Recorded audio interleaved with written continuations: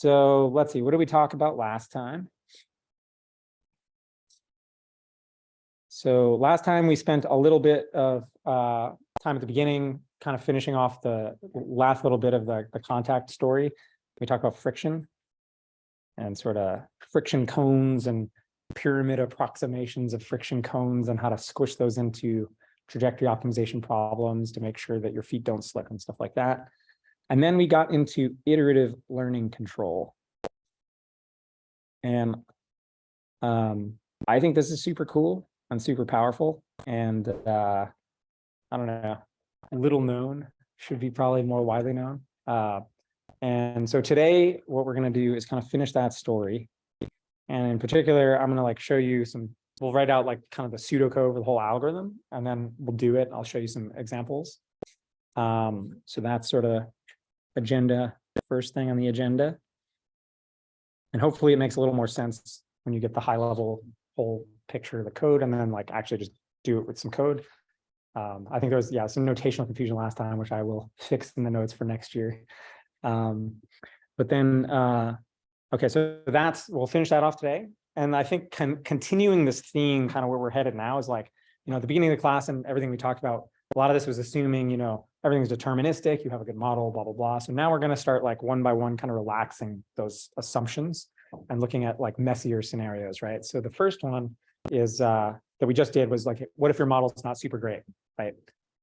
So this ILC thing is kind of like one way to sort of bring some data-driven ideas into some of these trajectory optimization approaches and get really, really good performance in spite of having a bad model, right?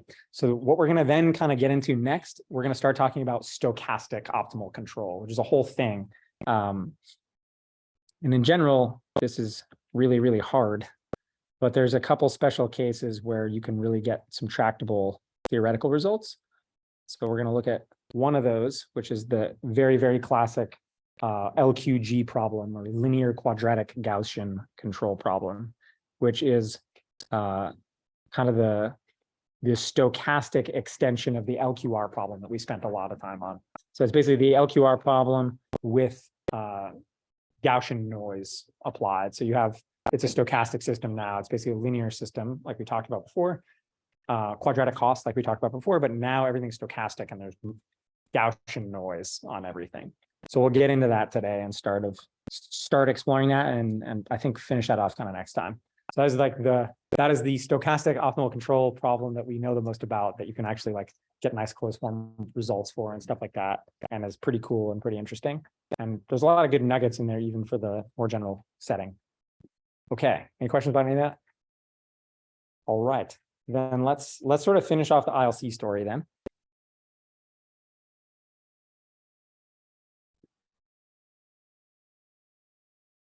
So kind of to recap the idea, we assume we're given like a nominal trajectory to start out with.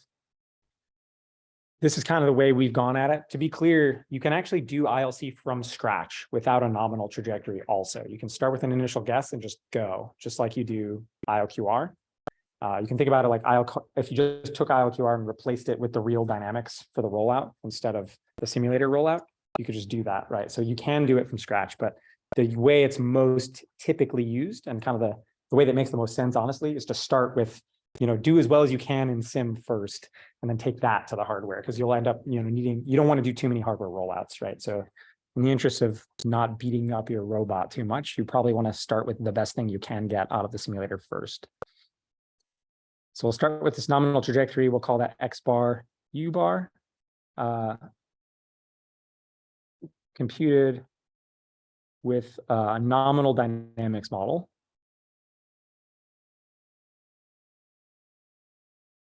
We're going to then use rollouts on the real system.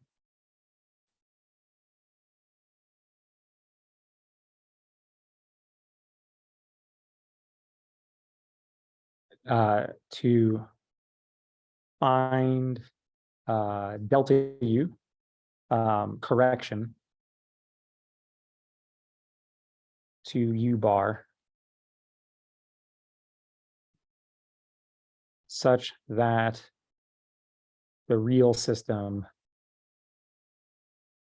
There's different ways to do this also. The version we're kind of going to do is really more like a tracking problem. So it tracks X bar as closely as possible. And again, you can do different things here. You can, you're writing down the cost function in this ILC thing. So like you can track the whole trajectory. You can put a big cost just on the terminal state. Say if you only care about getting to the goal and you kind of don't care what happens in the middle. You can do all kinds of things, right? But this is kind of the version that we're talking about. Many different extensions and flavors are possible. Okay, so that's the high level description. Now we're going to write out some pseudocode for this thing. So here's kind of the idea. We're going to do the following thing. So we're going to do a rollout and get XKUK.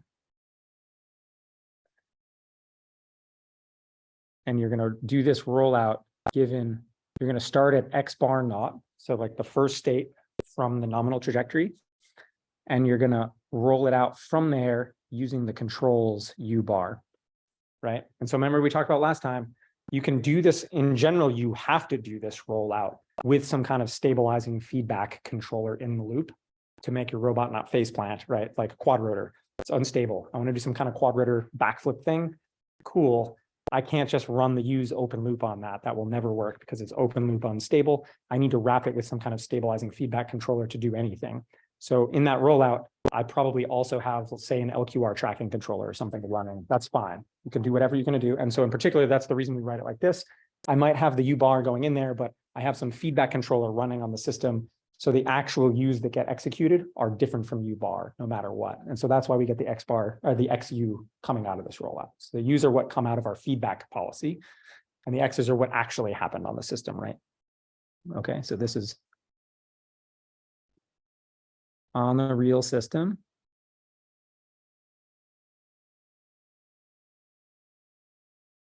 Possibly with a tracking controller.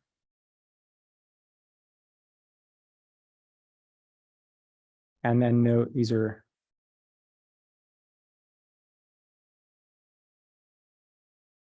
can be different from U bar U2 tracking controller. And the X's will always be different, right? Okay, cool. So we do that. We get these XKUKs, our optimization problem, which in our case, we're going to make it a QP. And like one way to think about it is it's basically the QP subproblem that you would see doing SQP. Like if we're thinking about doing collocation or whatever, and we solve this problem with SQP, we solve lots of QPs to get a step. And so we're basically going to do one of those QPs and get a step here. And so we're going to compute delta X and delta U.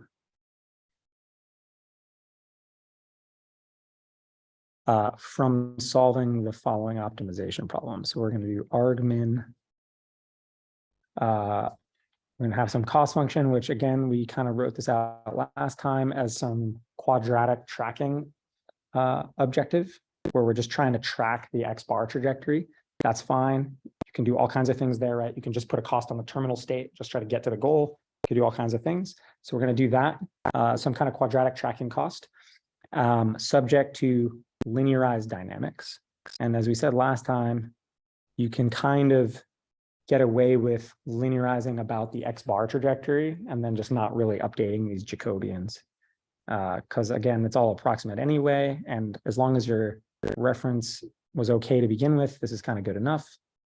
You can also update them, that's fine too. You can get away with though being a little bit kind of fast and loose with this stuff. And then probably we're also going to want to put torque limits and stuff like that here.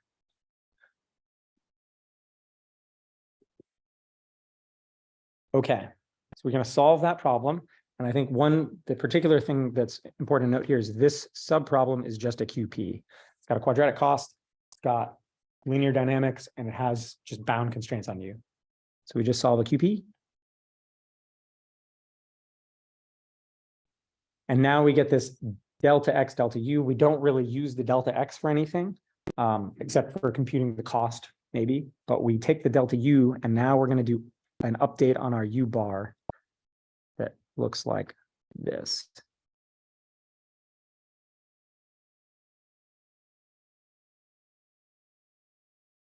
And we're kind of just repeat this a whole bunch until we hit some, stopping criteria that we like.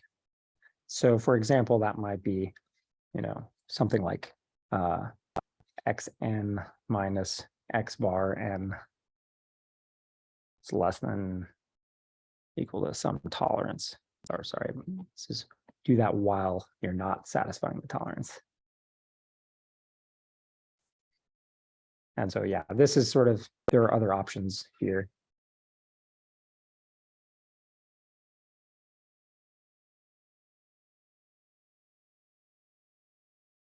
Whatever you care about, put some like, termination criteria in there. Okay. Questions about that? Yeah.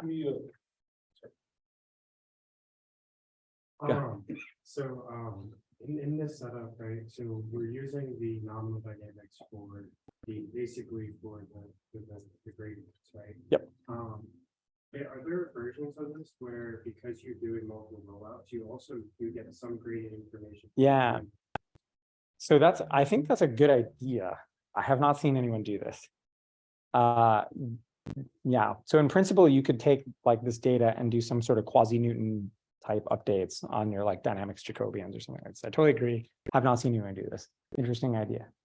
Give it a try. Maybe there's a paper in there. Yeah. What's the significance of the X bar sub naught and then X bar sub n? Like, don't we have a single X bar, or You have a single X. This rollout is you're going to start X naught and roll it out with the U's according to the entry in there anywhere. I'm starting at X naught, and then I'm applying the U's to that system on the hardware and seeing what happens. okay, right, that's just indexing. Yeah. And then this guy, kind of whatever you want, right? This is just the reason I wrote that is that's basically what I'm going to do in the example code, Okay. where I'm just trying to get the end state to match up, and I don't really care about the rest of the trajectory. You can do anything you want. Like if you want to actually get the lowest error over the whole trajectory, that's cool. If you want to put some tolerance on the cost, that's cool. There's many options you could put in there for like termination criteria based on what you care about and what you're trying to actually do. One question. Yeah. So for the second part, the reference is X bar? Yep. X bar U bar? Yeah. Okay, and also for the rollout, shouldn't it be XK plus 1? I'm talking about here the whole trajectory. So maybe I should write that like this. So yeah, I'm gonna do the rollout starting at X naught and run the whole thing. So it's something like this. I'm gonna get the whole X trajectory out of that. And then I'm gonna go evaluate the cost along that trajectory, blah, blah, blah, Taylor span, like we talked about last time. So for the rollout initial state and then initial control, and then after that, I'm using the whole U bar trajectory.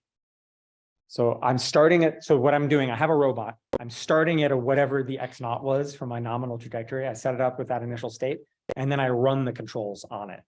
But some, it's not gonna, the X's that come out of that will definitely not match whatever my nominal, simulation model was, right? It can be open loop or closed loop. So it can be open loop, but in many, many cases, rolling out open loop doesn't make any sense. For example, quad rotor will just crash because it's unstable, right? You need feedback to stabilize the quad rotor. So it doesn't make any sense to try rolling it out open loop. So in many, many cases, we'll be doing a closed loop rollout where we have a tracking controller, for example, LQR, right? And that was the case we kind of wrote last time. So there, what you'd have is some tracking controller that's like doing something like U equals U bar minus K delta X, right? And so that's why I wrote it this way. It's not, what comes out of this rollout is you're not just necessarily applying the U bars. You are probably plugging the U bars into some tracking controller like LQR, and it's adjusting the actual U's online based on the tracking controller. So the U's you get from the rollout are not necessarily the U bars. They are if you apply open loop, for sure. But in a lot of cases, we're going to do this closed loop. And so you'll get different U's and different X's for sure, obviously, because the model's different. Cool. All right. So, yeah. Before calculating that, getting that feedback loop, So you're using those X bars over there, right? Are you getting those?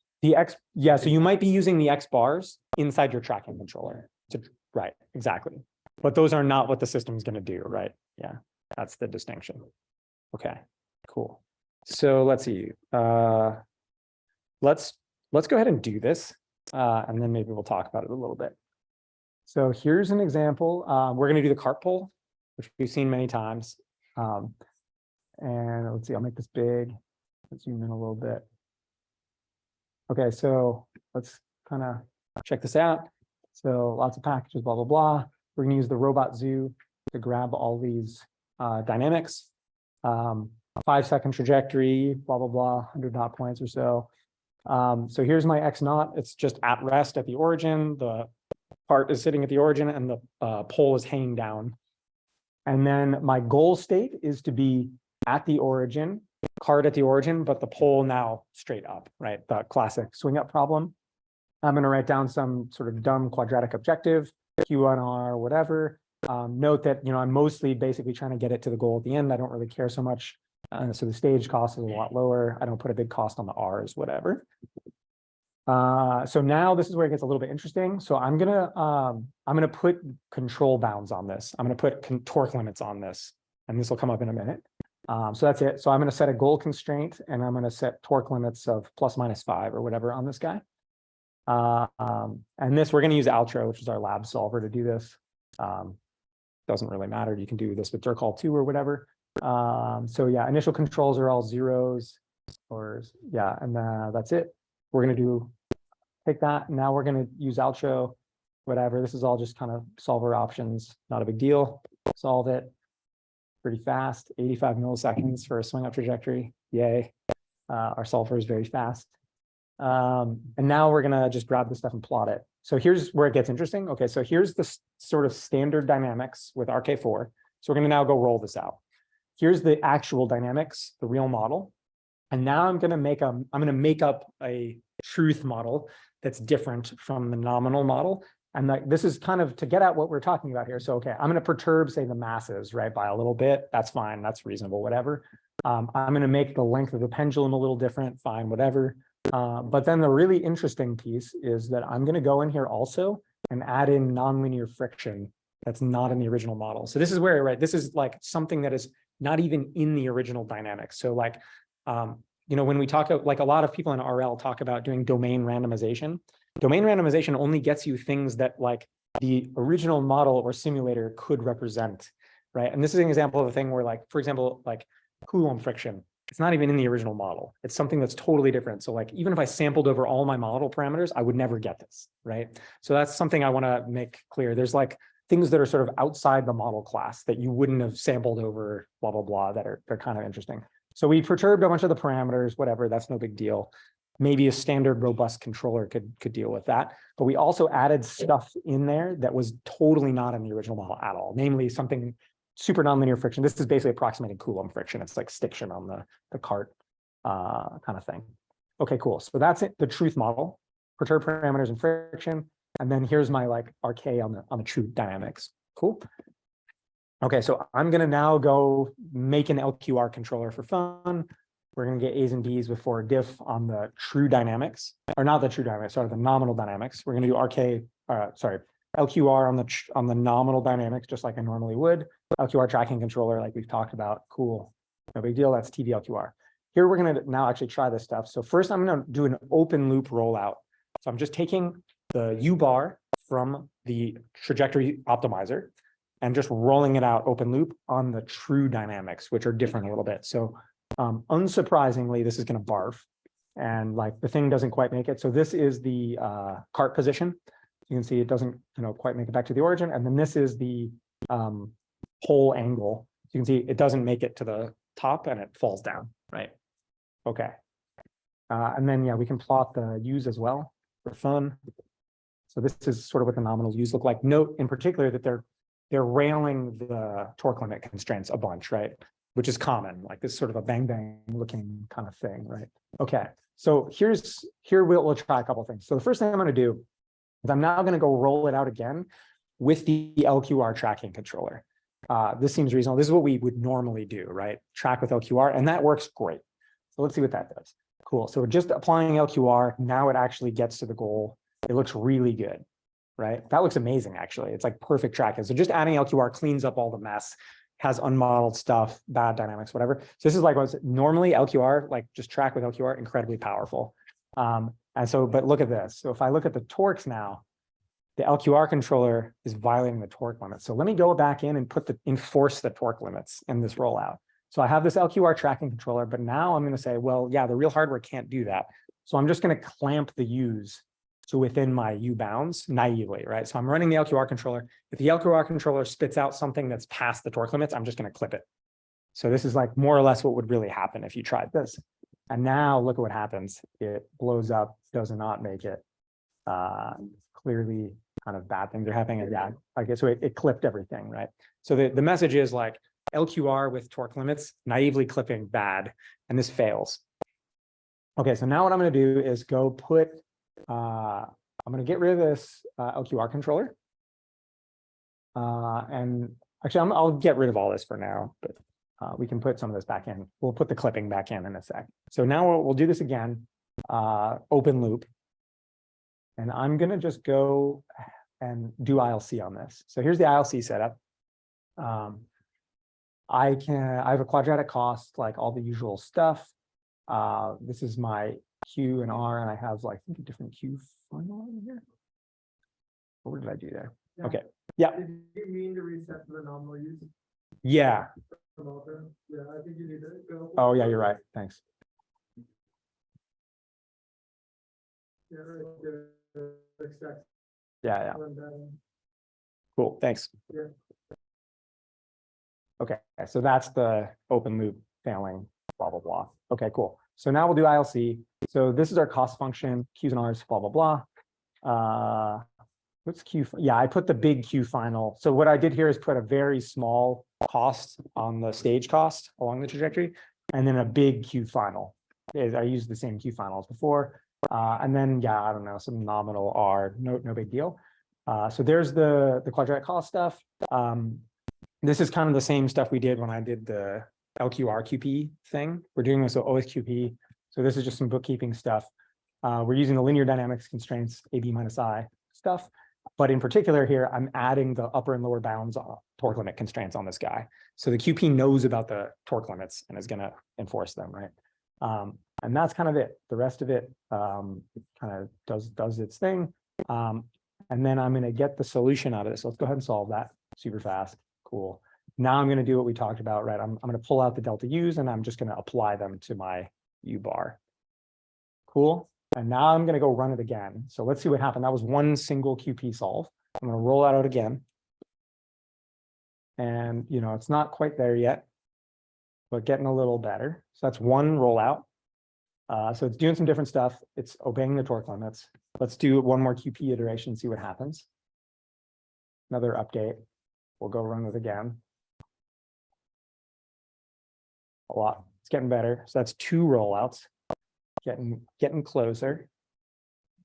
I'll do a little faster. So this would be rollout 3 on the true system. Pretty good. And like so this is number 4. And we're basically getting there now at number 4. Maybe we'll do this one more time. This is like rollout number 5 and we nailed it, right? So, okay, so like 4 or 5 trials, 4 or 5 rollouts on the hardware, and you're basically nailing it. So this would be number 6, and this will probably be about as perfect as it's going to get now. Would that have converged faster if you were also running the flipped LQR? Probably not, honestly.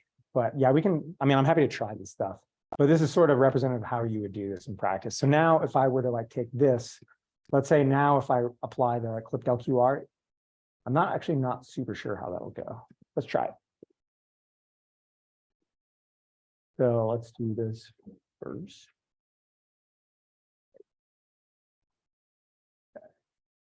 Oh, it blows up. Yeah, that didn't work super well. LQR does not like being clipped. I think that's the main message there.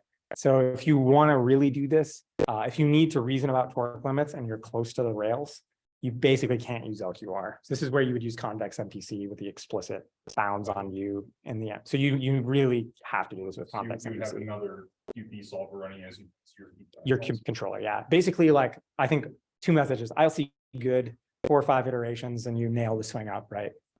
So like, that really works on hardware, right? Like, you do this with some kind of basic offline trad opt, go run it on your hardware system, half dozen trials on the hardware, and you can like really, really nail it, which is awesome. So for repetitive tasks, highly dynamic stuff, whatever, bad models, just do this. If you can afford to do half dozen rollouts, you can like absolutely nail like a given behavior really, really well. The other message here is LQR with clipping is a really bad idea. Like, I see stuff like this all the time, like naively clipping the outputs of like some kind of, you know, linear feedback controller can really, really fail spectacularly, and is generally a really bad idea. This is why we do convex MPC. So if you're ever tempted to like take an LQR controller or a PD controller and like clamp the outputs to fit your torque limits, this is a really bad idea, and you really, really should be doing something like solving a QP with the limits in there. Is that what's happening there, right? Is the LQR policy is very myopic. It's only looking right now. The QP has this horizon it can plan over. So it can say like, okay, well, if I don't have the torque now, maybe in the next swing, I'll have it. You know, I can do things in between over this horizon to account for that torque limit, right? So that's sort of the other message that hopefully you can get from this. Cool. So any other questions about this? Very cool. All right, we'll keep trucking. Yeah. I remember that in the past, we have some implementation that you mentioned that there were very dummy implementation for educational purposes. And I have seen this implementation going very fast. ILC going very fast, I or? mean, this notebook is going very fast. So Oh, my yeah. question is now, I have seen their sparsity matrices, also the solver in some type of vector type. Yeah, there's some tricks. So Altro is extremely fast. Like you just saw, it did that nonlinear swing up trajectory in 85 milliseconds, insanely fast, right? For a nonlinear problem, whatever. It's a small problem, but still, it's doing like a lot of crazy iterative nonlinear stuff extremely fast. The QP solver here, OSQP, also pretty fast, right? So all this is extremely fast. You can make these things fast, but Altro in particular is like OSQP as well. These things are extremely complicated under the hood. There's a lot of implementation details, and the code is highly optimized to get to that, right? So it's not easy to make it go fast necessarily, but there's like a few things, like in the examples we did in class, where our code was very naive, right, and not very dialed. So it's, some of the wins are easy, some of the wins are hard, and Altro has been under development for like, I don't know, 4-ish years, and so it's extremely dialed in and really, really fast. Okay. Any other questions before we switch gears a little bit? Okay, cool. So I think what we'll do now then is kind of talk through some final comments on this ILC story before we sort of totally switch gears. So the first one then I wanted to just talk about, kind of to finish this story, is kind of why should ILC work at a basic level? You know, we're making a lot of approximations. We're using a bad model. Like, why should this even have any hope of working? So there's some comments on that.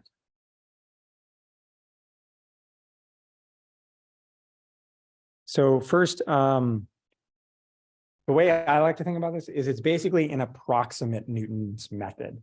If you think about that, it makes a lot of sense. So in particular, we've already seen some kind of versions of approximate Newton. In particular, in here, we've done Gauss-Newton, right? And we've done regularization. Both of these are approximating the Hessian, approximating the Jacobian using a Newton's method. And it still works, right?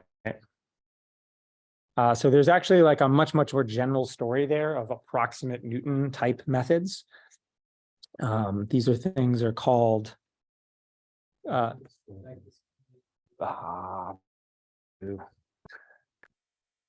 see if I can.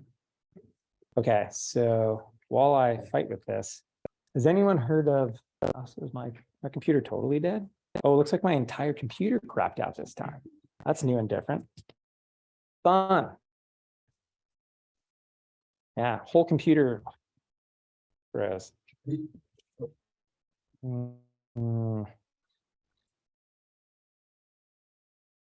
think this is a hard reboot situation.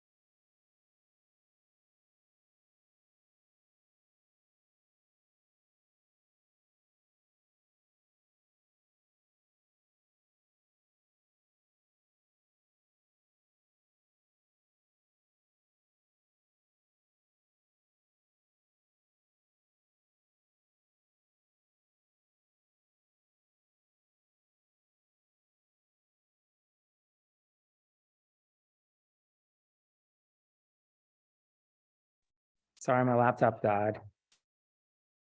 But I think we're back. Okay, cool. So we just had this little discussion on quasi-Newton methods. Those are fun. What did we say? Okay, cool. So this is a thing. So we have this idea of inexact or quasi-Newton.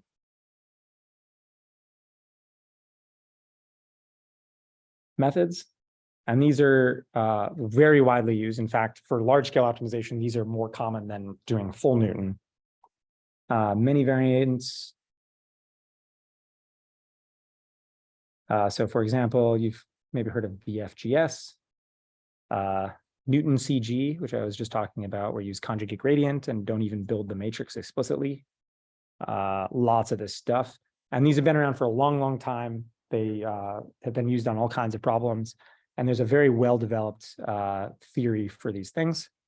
So these things make sense. And like, I think the overall message here is that you can do Newton style optimization even if you don't really know the Hessian or Jacobians well, they work fine with like very approximate versions of those things. They work fine also without even ever computing those things explicitly or building the matrices explicitly.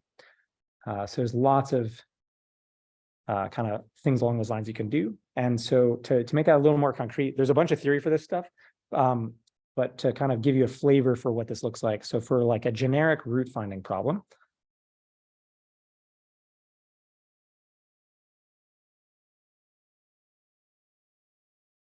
so something like, right, we have our Newton type thing like f of x. We're going to do this, Taylor expand. This is the most basic Newton thing that we've, talked about. Sorry, this is a plus. We solve this this problem, right? So this would be the exact Newton step here for compute this delta x, right?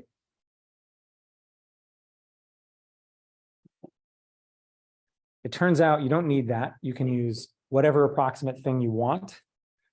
And as long as you have some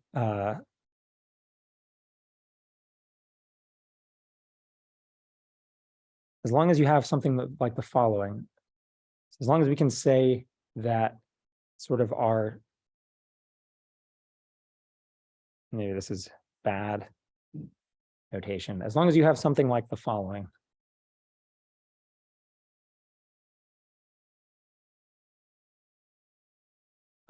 For some eta less than 1. So what this is basically saying is like your new step is, better than what you had before. As long as you can bound that and say like it's always going to get better by some geometric factor, like eta equals 0.9. If I can say for any sort of approximate Jacobian thing in there, for any delta x, whatever, I can guarantee this thing's always contracting. It's always making the norm of the error smaller by some geometric factor, then it's going to work.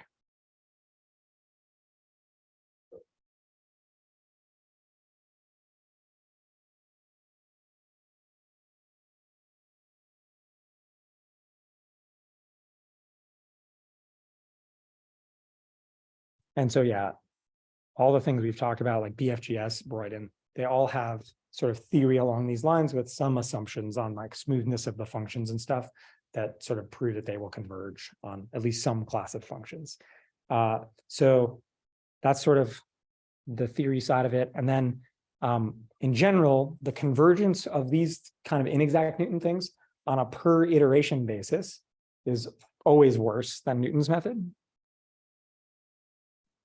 Sorry, real quick question. So the convergence is like, it doesn't necessarily converge to like a unique point, right? I mean, if the function's convex, it does. If it's non-convex, local optima, same thing as always. Okay, so convergence slower, but in a lot of cases, right, if the step's a lot cheaper to compute, then you win, right? It's faster overall. That's often the case. But yeah, I would say, so yeah, usually the takeaway message, we can use any kind of J that approximates this thing.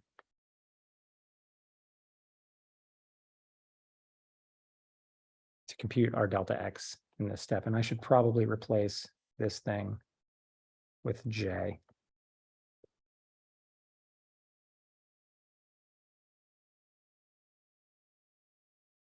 Okay, questions about that? It's like quasi-Newton, inexact Newton, whatever. The gist is you can have very approximate things in there and sort of things still work out for the most part, and it's okay. And so in principle, like I think of this ILC stuff as just basically a quasi-Newton or inexact Newton, right? Where we're using approximate Jacobians, whatever, who cares? We do this anyway all the time and it's fine. All right. So why do we do this? To make it faster. So no, I'm saying for ILC, like the argument here is just that like, even if the Jacobians are kind of wrong, it's okay because Newton's method still works, even if the Jacobians and Hessians and stuff are very approximate. And this whole other more general story about all these quasi-Newton methods, those are used a lot because they're cheaper than full Newton. And even though they take more iterations, usually the iterations are a lot cheaper And so often they still win in terms of walk clock time. And we saw this already with Gauss-Newton, right? So the argument from the beginning of the class is like, yeah, often we'll throw out some of these second order terms because they don't make a big difference. And like, this is called Gauss-Newton and it still works. Might take another couple of iterations, but who cares because it's way faster anyway. So there's more to that story. You can get even more approximate and it still works. It's kind of the overall message. So we've seen this already. Inexact things still work with Newton's method. This is just kind of another version of that, right? Like our model's approximate, our Jacobians are approximate. Who cares? It still works. Call it inexact Newton or whatever, and it's fine. So you can get away with it's kind of the argument we said, before about ILC. Like all you really need from that is that it sort of points the gradient in the right direction, and then sort of it still works. Can you explain why the Jacobian is approximate? In ILC, it's approximate because my model's wrong. Okay, because I don't know the real F. I'm using the Jacobians of my nominal model F, which are not right for the real system, right? And I'm assuming I'm sticking them in this Newton thing, and I'm doing ILC with it. I'm using those to get all the gradient, descent steps, but they're wrong, right? And that's what I just did, right? And it converged in 5 or 6 iterations, right? Even with totally wrong, A and B matrices. Or not totally wrong, but kind of wrong, right? Because I switched up all the model stuff, right? Okay, cool. Everyone good with that? Okay, excellent. Moving on then. Okay, so switching it up again. New topic. So now we're going to start talking about stochastic control. This is a very big subject that sort of is also the setting for most of reinforcement learning. So this is kind of a good stepping off point into RL. We'll hear some more about that next week or the week after. So far, we have assumed we know the system's state.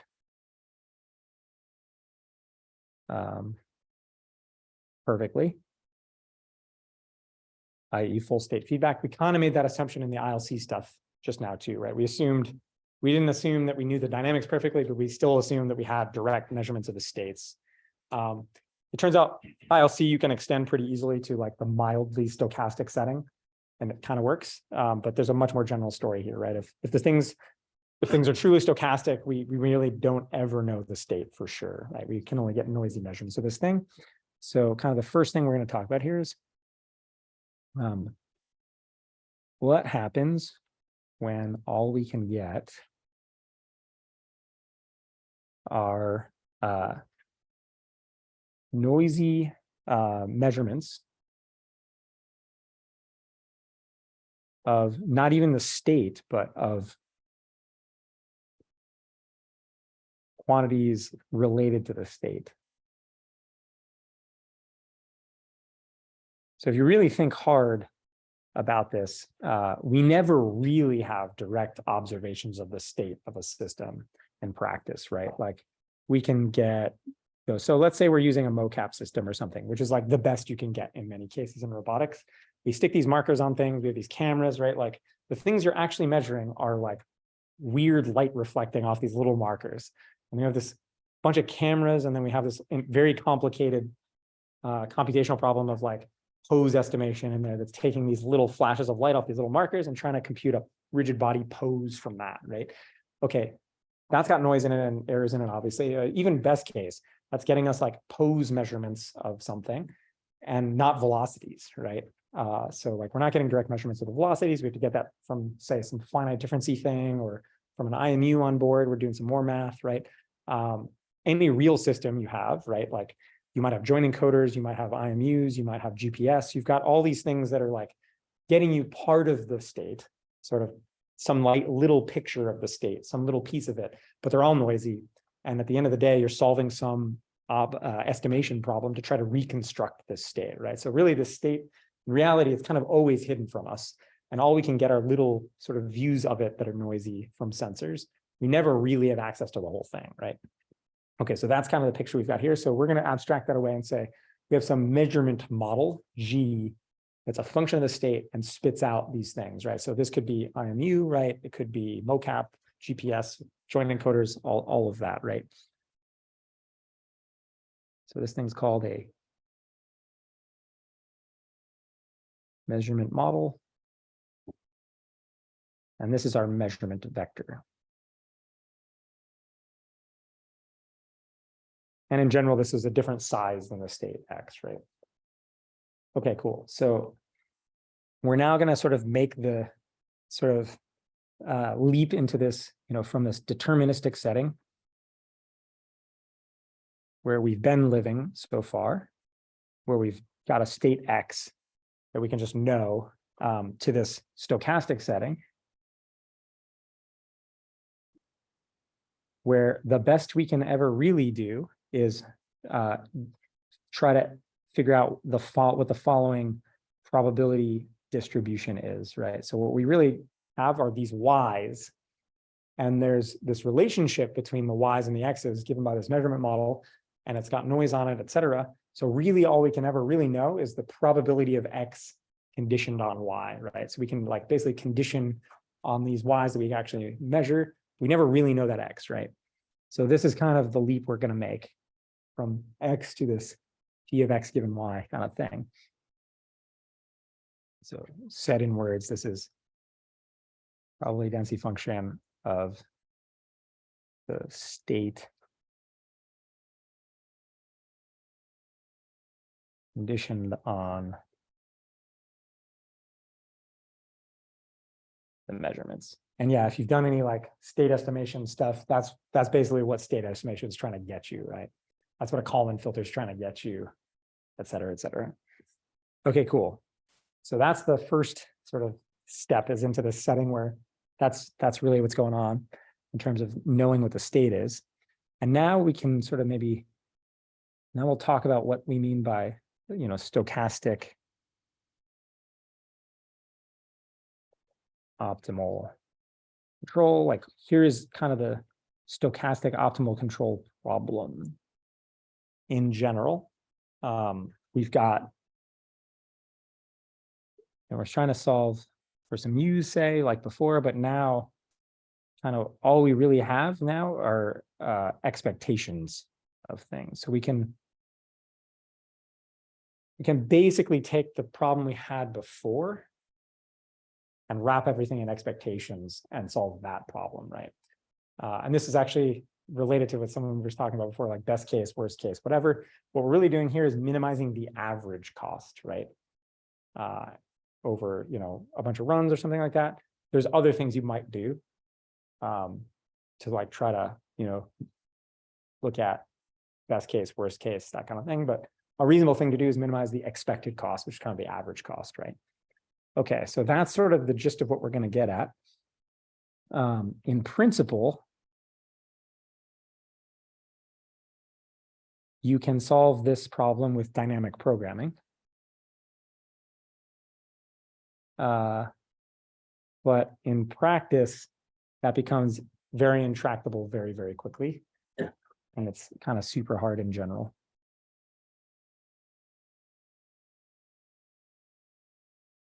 Also, by the way, yeah, this is basically the setting in which reinforcement learning is done, right? This problem.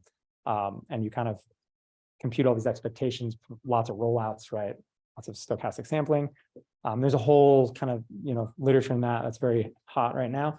We're going to sort of back up a step. We will talk about some of that stuff in a little bit.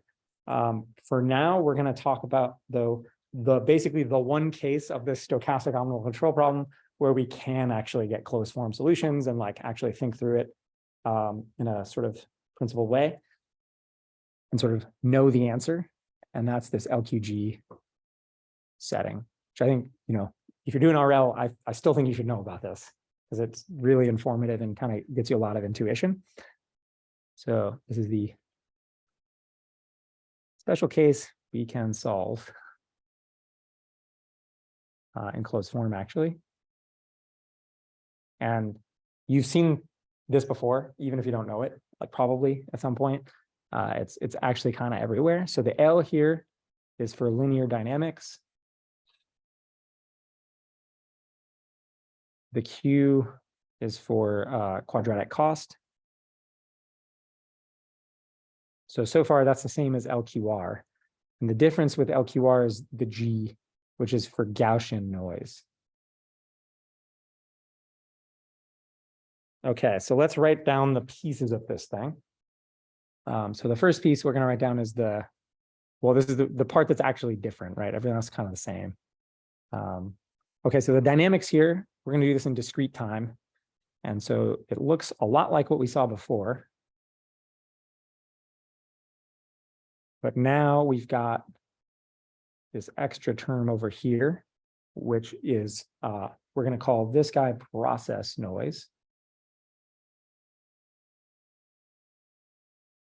So this is, and then we're going to now also, in the spirit of what we said before about not actually having measurements of the state directly, but only these y's, we're going to write down a measurement model, which is also going to be linear. So it's linear in the state, so CX, and this guy's noisy too. So I'm going to call this measurement noise. So we have both noisy measurements and stochastic dynamics, right? So if I simulate this for one time step, the idea here, right, this is important to make the distinction. I would say we always have noisy measurements, right, in robotics. Sensors always have noise. Usually in robotics, though, our dynamics are pretty deterministic. Like if I do a rollout on a robot, it's going to be pretty much the same from run to run. Like it's pretty deterministic. Usually our dynamics are not very stochastic. We'll get into this more later. That process noise is often used for something else. Rather than truly stochastic dynamics, a lot of times we use that process noise term to mop up modeling errors in general. So for example, we've talked about how we very frequently use linear models as much as we can get away with it, even on nonlinear systems. A very, very common trick is to basically jack up that process noise on the linear model to sort of mop up some of those linearization errors and stuff like that, and use it as kind of a little hack to mop other unmodeled dynamics terms into the noise, which is, it's hacky. People do it a lot. It's maybe not the best idea, but it's a thing. So you should know about it. So often that's what that's used for, right? We don't usually have really actually stochastic dynamics, but it's often used as a sort of like mop everything else under the rug, hide it in the noise term kind of thing. Okay, so that's the model. Same as LQR, but we got this measurement thing now that we didn't have before, and we've got noise on everything. Cool. And in particular, we're going to assume that the noises are the following. So we've got, at each time step, we're going to do a draw from a distribution for both of these guys. So the W's in the dynamics. So when I go simulate this thing, I take an XK, I take a UK, plug it into the dynamics. And I also draw a random sample WK from a Gaussian distribution. And the problem definition, is this, that you have a Gaussian with zero mean and covariance we're going to write as big W. And then we're going to have the VKs. So every time I take a measurement, I'm going to plug in, X into that C matrix and get some nominal thing. And then I'm going to take a sample from a normal distribution with covariance big V. And these are kind of part of the problem specification, basically. So has everyone seen this notation before? Yes, cool. So this basically means I'm drawn from normal distribution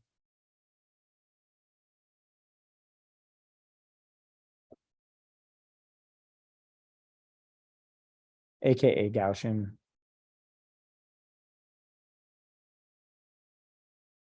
And then the notation here, right? This guy, the first thing in here is the mean, and we're always assuming zero mean here.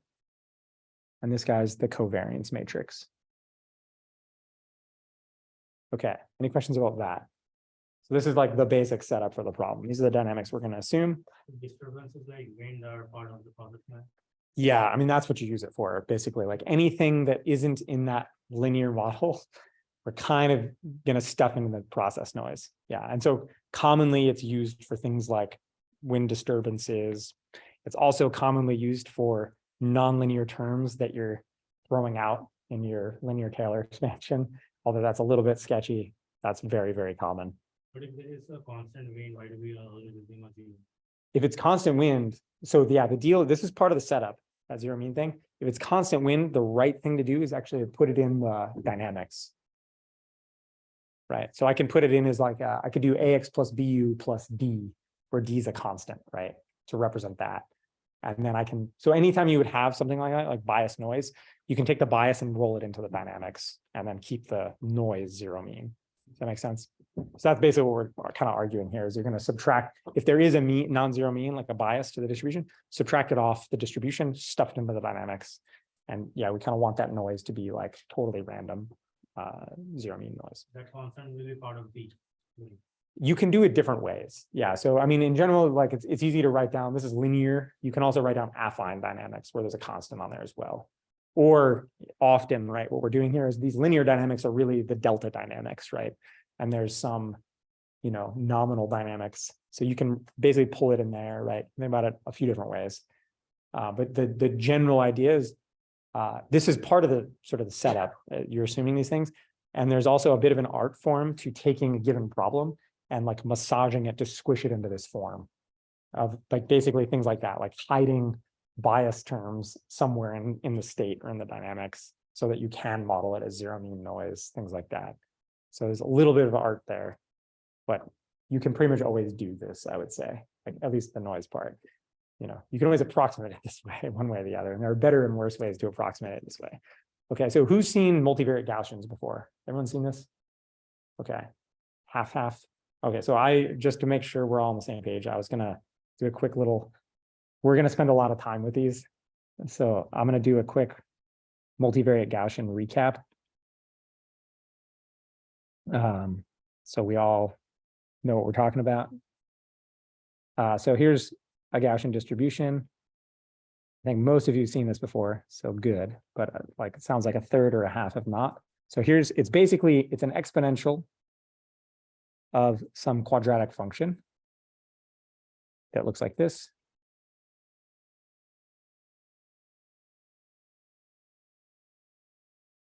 And I'll talk about what all these things mean in a sec. So that's this exponentially thing. And then there's this thing out front that's a normalization, which is just there to make sure that this thing integrates up to 1.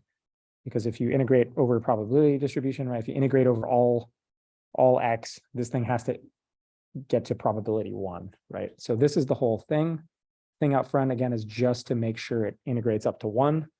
The things inside here are the mean of the distribution, which is the mu, which we also often you'll see written as x hat, is also equivalently expectation of x. And this guy is a vector in Rn. And then the covariance is the P in that expression. So this is P, it's a symmetric matrix, symmetric positive definite, and it's equivalent to the following expectation. Again, I'm going fast here. If you have questions, speak up. This is like the definitions, right?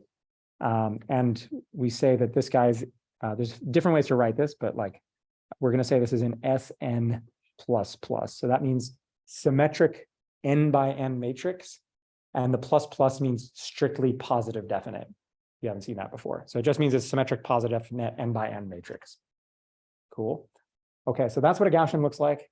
That's the mean and covariance. That's how they show up in the equation for the distribution. And this is the classic normal distribution thing, right? Gaussian thing. I don't know. Any questions about that? Most people have seen this before. Cool. And then expectation. So we know what that means. So the expectation of some function f of x is you take the function, stick it into an integral with the probability distribution, and you integrate over all x. So this should be sort of all space here. So for an Rn, right, if it's an n-dimensional Gaussian, we're going to integrate over all of Rn. We take the f, multiply it by the distribution. So the way to think about this is you're weighting the, you can think about it a couple ways. One way to think about it, though, is you're basically like, just think about the distribution as a weight, right? You're weighting the x's according to the probability distribution. So this is like evaluating f or integrating f sort of over the distribution, right? Okay, so that's an expectation. So the mean is just the expectation of x, right? So I plug x in there and I compute the integral. Covariance is this more complicated quadratic expression, right? But I plug that in the integral, evaluate the integral, and that's how I get that covariance thing, right? Okay, And then there's this last little factoid that's going to come up in some of the stuff we're going to do, which is this word uncorrelated. Anyone know what that means? Ever heard of this before? You probably heard the word correlated before, right? If two things are correlated. Does anyone know what it means to be uncorrelated?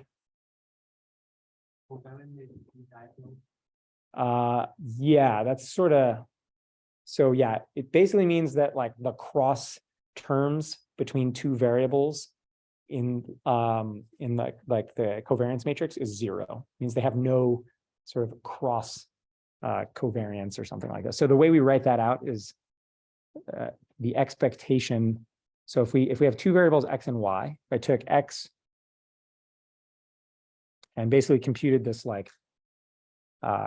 covariancy looking thing with these two guys, that it's 0. So the way to think about this, if I had a vector, right? If you just go back to the definition of the covariance up there, the way to think about this, if I had a big vector and I had, say, 2 elements in it, like x1 and x2, this is basically that x1, x2 term, the cross term or the off diagonal terms corresponding to those two variables in that big covariance matrix, right? So if that guy's 0, that's basically what this is saying, right? That the cross covariance between these two things is 0. Okay. So it's sort of, yeah. Is that the same as them being independent? It's not actually, it's a little bit different. So that's what it is. It's sort of related to that, but it's not exactly that. There's subtle differences. Okay, so quick Gaussian distribution recap. It's not that exciting. Probably, hopefully you've seen this before. Okay, cool. So that's that stuff. So then some more stuff about this problem setup. The cost function we're going to look at is the same one as before. The only difference, and this is a general theme for most of stochastic optimal control, take the thing you had before and just wrap it in an expectation. So in this LQG context, we're just going to take our original quadratic cost function and wrap it in an expectation. So we're going to have something that looks kind of like this.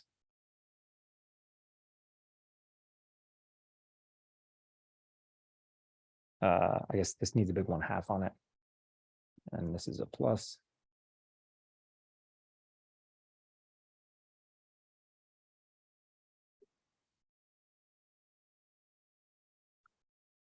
Okay, cool. Everybody cool with that? Okay, so that's it. So we have this stochastic dynamics.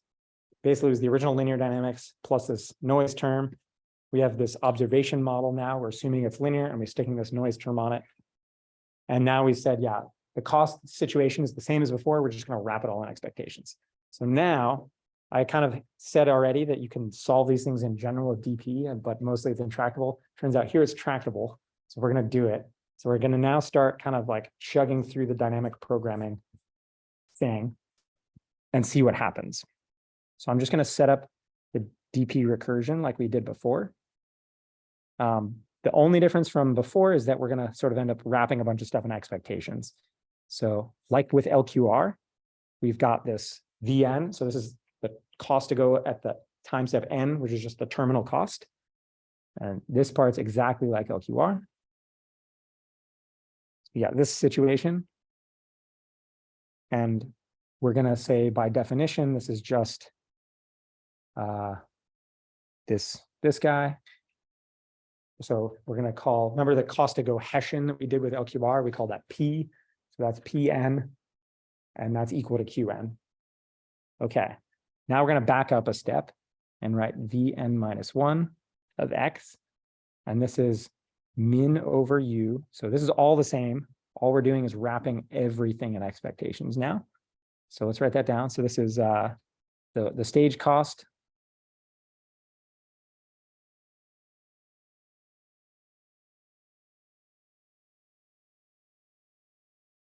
So here's the stage cost, the one-step cost.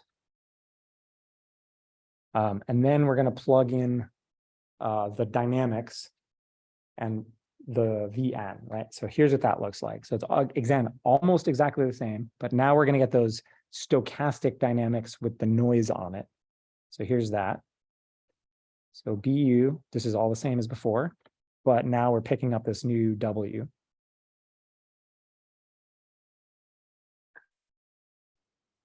So again, almost the same. It's just got expectations. It's got the noise terms in the dynamics now, and we've wrapped it in an expectation. So the other kind of note there is, what is the expectation over? It's over the noise terms, right? Those are the only things in here that are random variables. Everything else in there is sort of deterministic, right? Those are n minus ones and n's. Yeah, they should be. Yeah, the 2 lines I just wrote were n's, n minus ones. Yeah. The B here is not covariance. That is right. That is terrible. Let me go change this one so we're not getting ourselves confused. The other, this is either in the, almost always, this is called P or big sigma. We can call it something else. What do you like? I'm gonna call it, let's call it S. I don't know if anyone has it. P code. I'll just pick a different letter. Yeah, it's cleaner. Let's call it, it's called big S. I don't think I'm using that anywhere, right? Unless anyone objects. I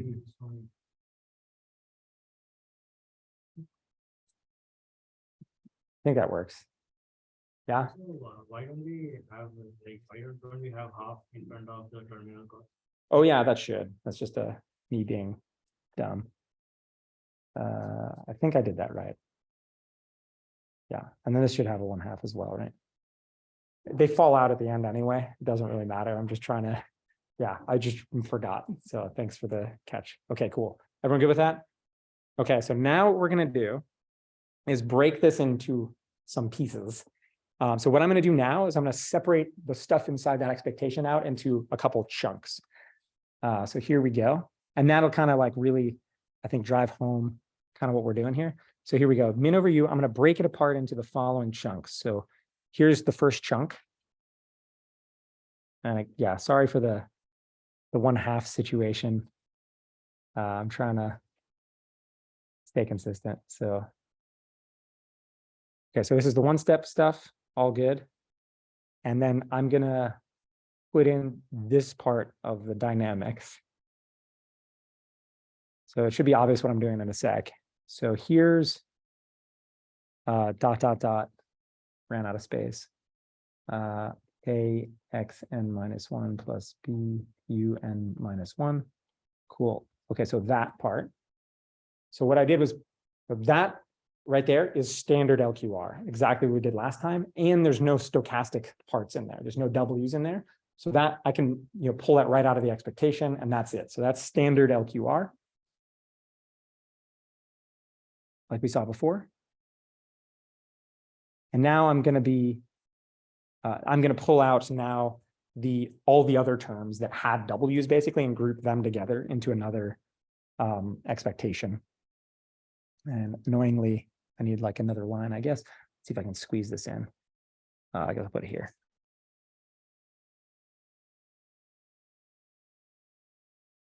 Okay, so the rest of it looks like the following. I'm gonna get a cross term that looks like this.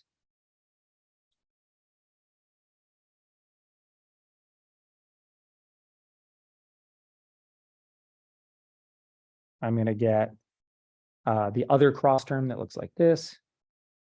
The same thing, just the other way.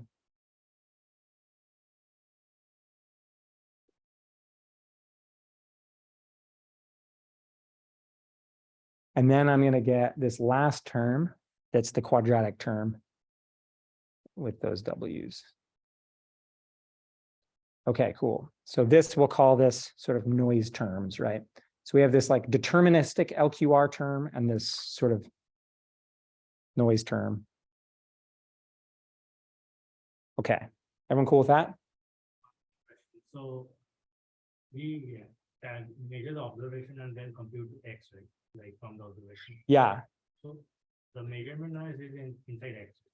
We didn't get there yet. We will. So this is it's going to take a couple. We're probably going to do that next time. There's one thing I want to point out right now, which is about to happen.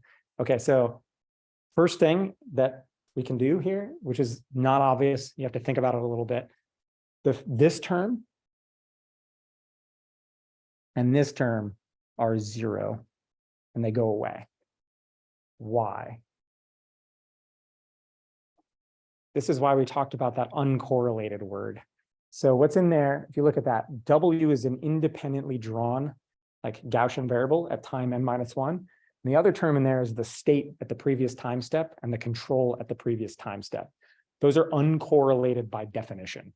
The noise at time step k plus 1 has nothing to do with the state and the control at time step k, or vice versa, right? Like noise at some time in the past or the future has nothing to do with the state at this other time. They are uncorrelated. And so these terms are 0. Cool.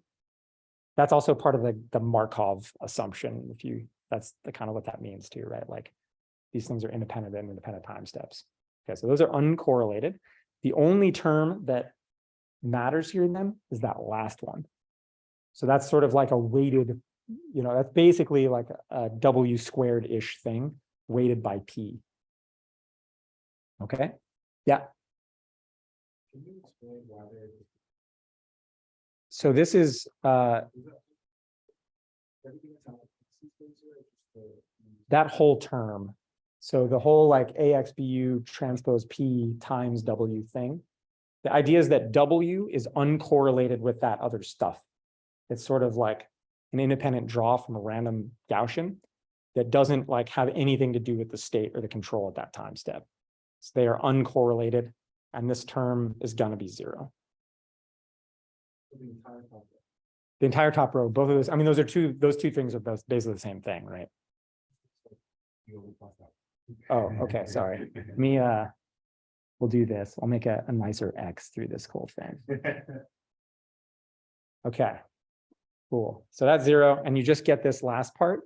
And this last part, the important thing from this last part is this thing is a constant that like doesn't depend on the dynamics or the controls.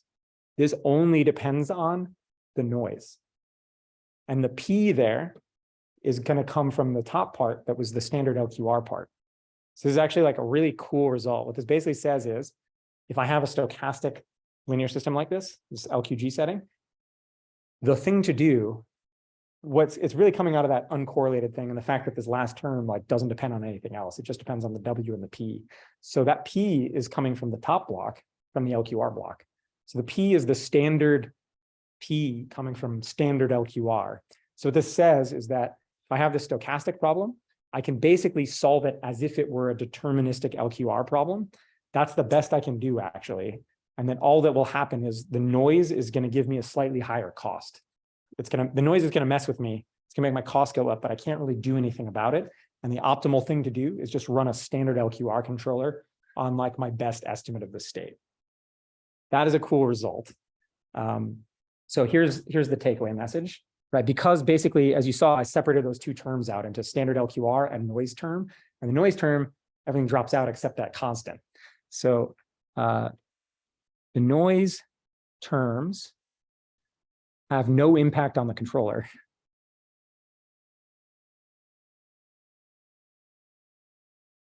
On the controller design, right?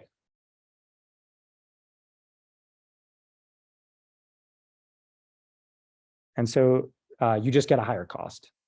That's all it does. Which makes sense. Are you saying that LQG is just LQR?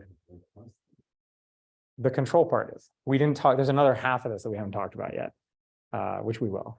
It turns out what comes out of this is you design a Kalman filter to do the state estimation part, and you take the X hat out of the Kalman filter, plug it into a vanilla deterministic LQR controller, and when you hook those together, that is the optimal policy.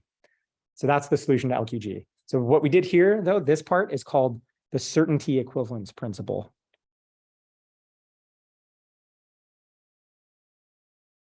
This is kind of a deep thing that is cool. And so what this basically says is the optimal LQG controller is just an LQR controller with X replaced by expectation of X. So that's what this says. We haven't talked about how to get expectation of X yet. That's a Kalman filter. We'll talk about that. So that's certainty equivalence. And then the other kind of sort of term that shows up in here is this so-called separation principle, which is kind of a related idea. And this says that for LQG, we can design an optimal feedback controller.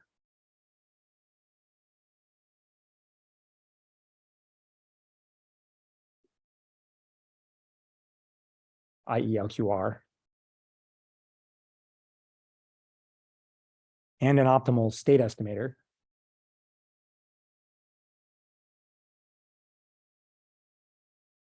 Separately. And just hook them together.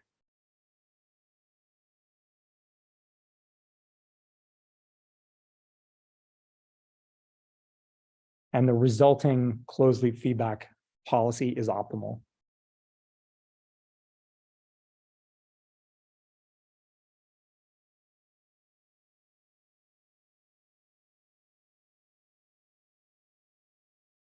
Okay, so these are two like kind of really deep, interesting results out of, yeah.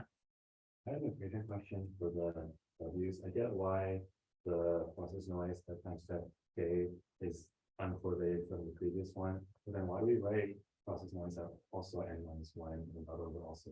Did I screw that up? No, that's right. So yeah, I mean, it's literally what it's saying is though the process noise doesn't depend on the state at all, right? So future states like xk plus 1 is correlated with wk, right? Because it equals literally axk plus buk plus wk. That's xk plus 1. So xk plus 1 does depend on the noise before it, but the state of this time step, like you're drawing the noise right then, it's completely uncorrelated.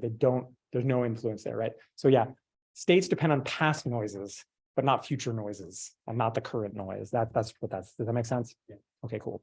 Okay, this is a really subtle, weird point that I'm like, it's some statistics stuff that I went real fast and kind of waved hands a little bit. So I maybe didn't explain that super clearly, but that's kind of the inherent idea, right? It's like this Markov property future past thing, right? I'm drawing independent IID samples of noise at each time step. Like if I'm at time K, I draw a random sample from a distribution right now, has nothing to do with whatever my current state is. The next state, absolutely dependent on that noise that I drew at the previous state, right? And all future past noises, right? But not this one. Yeah, so. Yeah. Okay, I think we're good. That actually was the reflector app that I used to mirror the screen crashed. So there was one last note I was going to make, which I will write and post, but this whole certainty equivalent thing and separation thing, these are really cool results. These are like really deep results from control theory for this stochastic setting. So we do this all the time, right? Like if you've ever built a real like control stack on a real system, you've almost certainly done this, right? You've designed some state estimator, some Kalman filter thing, EKF, whatever, and some controller thing and hooked them together. You're using this you're invoking this separation principle. The interesting thing though, is this only holds in this linear Gaussian case. It does not hold in general in the more general nonlinear non-Gaussian noise case, but we do it anyway, almost all the time. There are cases where it's a good approximation, and that's a lot of cases. There are cases where it's a bad approximation and it breaks down, but the typical practical engineering solution in one of those bad cases is to add more sensors until this approximation holds, and then do it anyway. So we almost, if you're ever in a situation where this looks sketchy to do, and like, it looks like it's not going to work out, the practical engineer move is to put more sensors on the system until this works and just do this all the time. That's what we always do, but it comes out of this deep results, right? The whole idea of separating state estimation from control is this separation principle thing that comes from the LQG problem. Cool. All right. That is it for today. I will hang out.